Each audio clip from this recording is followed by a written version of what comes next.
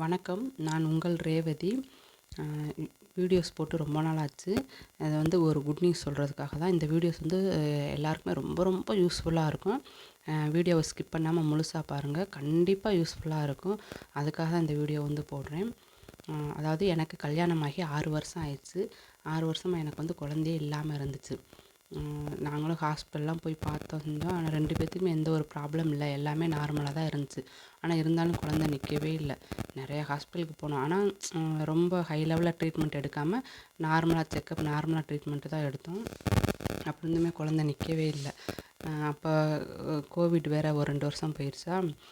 Next hospital போய்க்கிட்டே தான் இருந்தோம். நிற்கலங்கவும் நானே ஒரு கட்டத்தில் என்ன ஹாஸ்பிட்டல் போய்கிட்டே இருக்கோம், குழந்தை நிற்கவே இல்லைன்னு சொல்லி வெறுத்து இனிமேல் ஹாஸ்பிட்டலே போவேனா, குழந்தை நிற்கும் போது நிற்கட்டும்னு சொல்லி நானும் இருந்துட்டேன், வீட்டில் இருந்துட்டேன். 2 வருஷமாக போகவே இல்லை, ஹாஸ்பிட்டல் பக்கமே போகல. ஒரு டேப்லெட்டோ மெடிசன் எதுவுமே எடுத்துக்கிறவே இல்லை. 2 வருஷமாக சுத்தமாக எந்த ஒரு ட்ரீட்மெண்ட்டோ மெடிசனோ எதுவுமே எடுக்கலை. நெக்ஸ்ட் என்ன பண்ணேன்னா, ஹாஸ்பிட்டல் போகிறதே வெறுத்துட்டு சரி கோயிலுக்கு போகலாம் அப்படின்ட்டு கோயில் குளத்துக்கு நிறையா கோயில்களுக்கு போயிருக்கோம். முருகன் கோயிலுக்கெலாம் நிறையா கோயில்களுக்கு போயிருக்கோம். போய்கிட்டே இருந்தோம். அப்போயும் கொஞ்சம் நிற்காத மாதிரி தான் இருந்துச்சு. என்னடா இப்படி குழந்தையே நிற்க மாட்டேங்குது, ரொம்ப கஷ்டமாக இருந்துச்சு.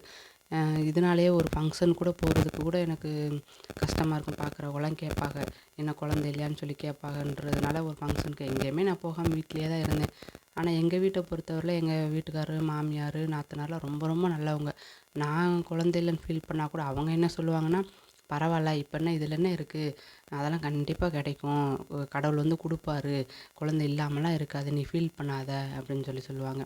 என் நாத்தனார்லாம் ரொம்ப சொல்லுவாங்க. நான் கூட வருத்தப்படும் போதெல்லாம் எனக்கு அப்படியே ரொம்ப ஆறுதலாக பேசுவாங்க. நீ எதுவும் நினச்சிக்கிறாத, லேட் ஆகுதுன்னா அது ஏதாவது பெஸ்ட்டாக கொடுப்பாரு கடவுள், நீ எதுவுமே நினைக்காத அப்படிம்பாங்க.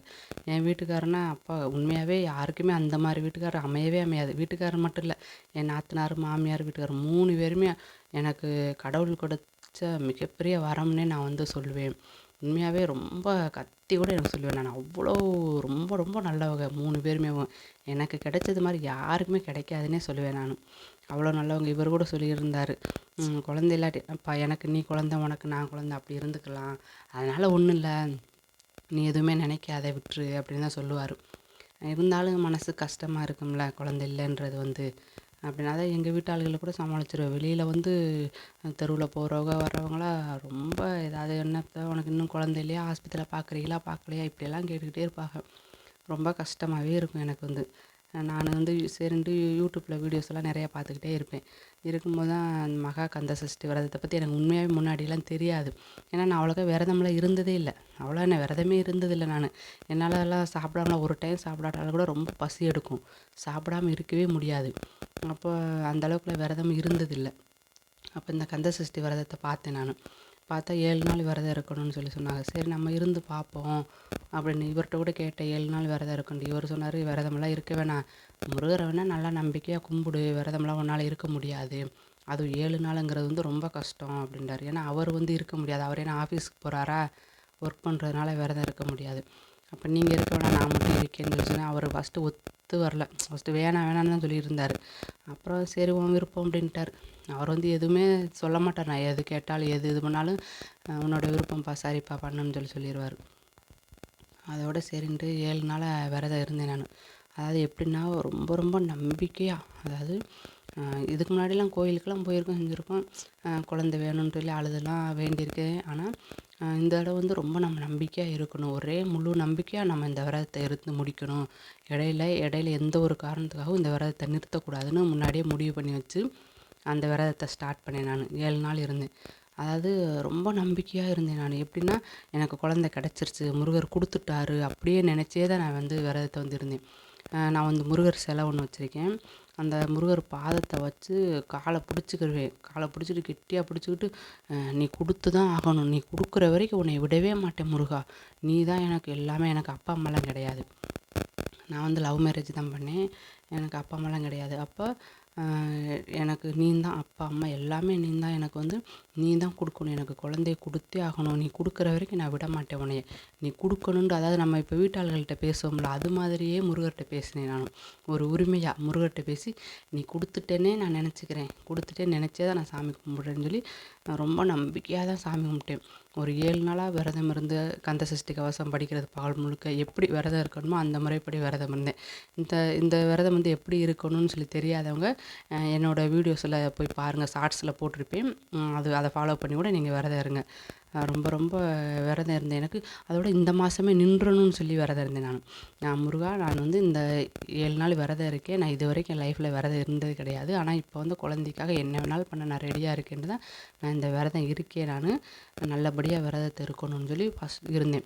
ஃபஸ்ட்டு 2 நாளாக கொஞ்சம் பசி மயக்கம், பயங்கரமாக பசி மயக்கம் வந்துச்சு. ஏன்னா மிளகு விரதம்னு சொல்லுவாங்களே, ஒரு நாளைக்கு ஒரே ஒரு மிளகு வாயில் போட்டு தண்ணியை குடிச்சிடணும். அன்றைக்கி நாள் முழுக்க தண்ணி, 2வது நாள்னா 2 மிளகு, அந்த மாதிரி மிளகு விரதம். பச்சை தண்ணி மட்டும்தான் குடித்தேன், வேறு எதுவுமே வாயில் படல. ஒரு தண்ணி மட்டும்தான். அதோட ஒரு நாள் 2 மிளகு, ஒரு நாள் 1 மிளகு, 2வது நாள் 2 மிளகு, 3வது நாள் 3 மிளகு, அந்த மாதிரி அவ்வளோதான். மற்றபடி பகல் முழுக்க தண்ணி தான். அப்படியே தான் குடிச்சிருந்தேன். 2 நாளாக எனக்கு விரதம் இருக்கவும் மயக்கம் வந்துருச்சு லைட்டாக. அப்போ கூட இவர் சொன்னார், சரி விரதத்தை நிறுத்திடு, உடம்பு தான் முதல்ல முக்கியம், நீ உன்னால் முடியல விட்டுருன்னு சொன்னார்.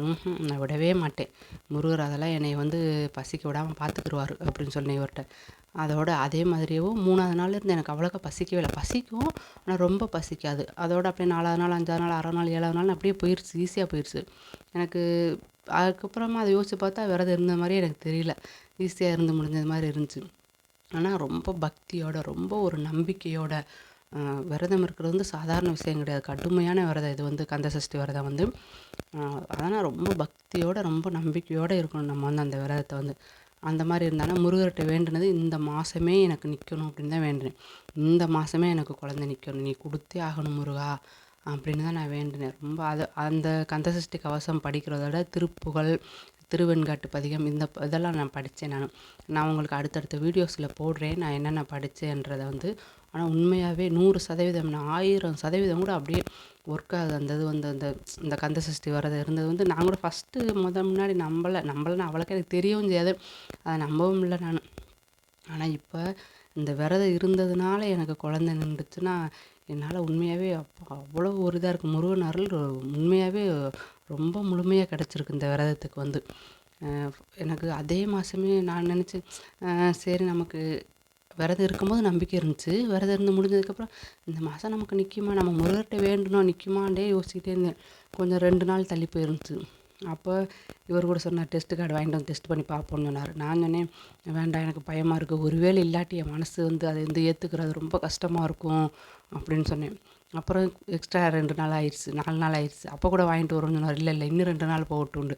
அப்புறம் ஒரு 6 நாள் கழிச்சு தான் டெஸ்ட் கார்டு எடுத்து டெஸ்ட் பண்ணி பார்த்துட்டு, நானாக இவருக்கு தெரியாமல் நானாக பார்த்தேன், பாசிட்டிவ் வருதா நெகட்டிவ் வருதான்னு தெரில, ஃபஸ்ட்டு நம்ம அதை பார்த்துக்குருவோம் அப்படின்ட்டு பார்த்துட்டு வந்த உடனே அப்படியே பூஜை ரூமில் உட்காந்து முருகர் காலை பிடிச்சிக்கிட்டு ஒரே அழுகை. பார்த்த உடனே ஏன்னா டபுள் லைனு பாசிட்டிவ் வந்துருச்சு, எனக்கு ஒரே அழுகை. இவர் என்ன அழுகுதுன்னு சொல்லிட்டு வந்து பார்க்குறாரு, என்னாச்சுப்பா நெகட்டிவ் ஆயிடுச்சா, சரி விடு நம்ம அடுத்து பார்த்துக்கலாம், விடு நீ இதெல்லாம் பெருசாக நினச்சிக்கிறாத விடுன்றாரு. அவருக்கு வந்து நான் அழுகவும் சரி நெகட்டிவ்னு வந்துருச்சு போல நினச்சிட்டார் போல. அப்புறமா நான் அந்த கார்டை கொடுக்கும், அவர் பார்த்துட்டு அவரும் ஆனந்த கண்ணீர் அழுக ஆரம்பிச்சிட்டாரு. சரி அழுகாத வா போ அப்படின்ட்டு. அப்போ உண்மையாகவே என்னால் நம்பவே முடியல, அதே மாதமே நின்றுச்சு பாருங்க. நான் அதே மாதமே நிற்கணும்னு வேண்டினேன், அதே மாதமே நின்றுச்சு.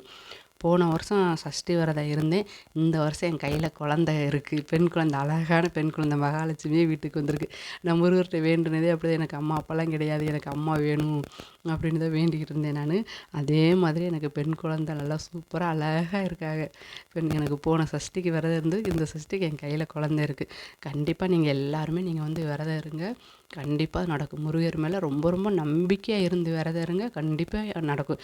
7 நாள் விரதம் இருக்காட்டாலும் கூட அந்த சூரசம்ஹாரம் அன்னைக்கு மட்டும் கூட இருக்கலாம், கண்டிப்பாக நடக்குது.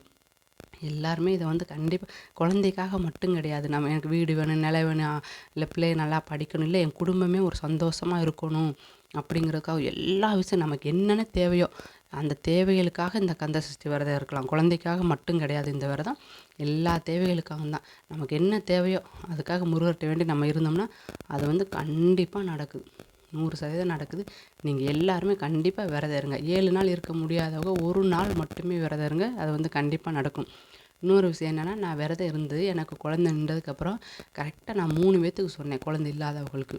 அவங்க 3 பேருமேவும் இந்த மந்த்லி மந்த்லி வரும்ல சஷ்டி, அந்த சஷ்டிக்கு விரதம் இருந்து இப்போ கன்சீவ் ஆகிருக்காங்க. நீங்களும் அது மாதிரி இருங்க.